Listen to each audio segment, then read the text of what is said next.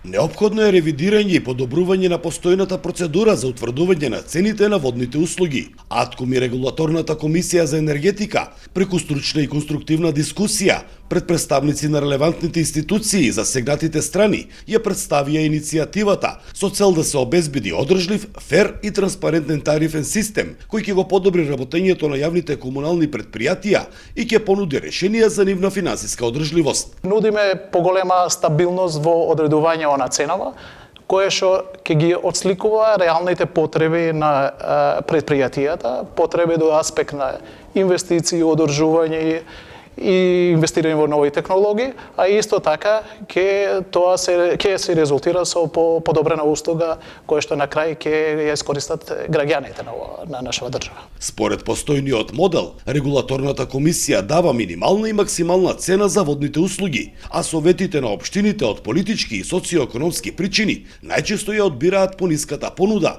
која не ги подобрува економските перформанси на предпријатијата и не ги намалува загубите на вода, кои во просек во Македонија изнесуваат 64%.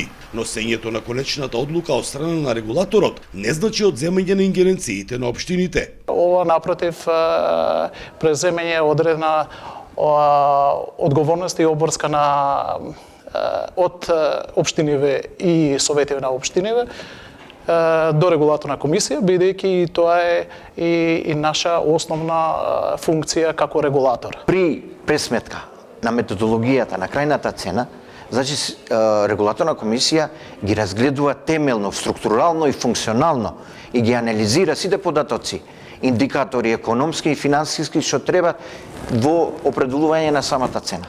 Токму тие факти се гарант за тие јавни комунални предпријатија да добиват, значи, некоја добра финансиска импликација и да бидат стабилни во самата дејност што ја извршуваат. Голем број јавни предпријатија продуцираат загуби или се на прагот на рентабилност. Финансиската нестабилност на јавните комунални предпријатија најмногу придонесува тоа што најголем дел од вкупните приходи кои што ги остваруваат комуналните предпријатија оди на плаќање на обврските, посебно во делот на електрична енергија и за исплата на плата на вработените. Сето тоа не коиндицира со зголемувањето на цената на водата, бидејќи секош се оди на најниската ставка на определување на цена на вода. Доколку иницијативата не биде усвоена, како последица ќе има презадолжени јавни комунални предпријатија, зависни од донации, енормни загуби на вода, немотивиран и несоодветен кадар и пат на квалитетот на услугата. За Сител, Трајан Ристовски.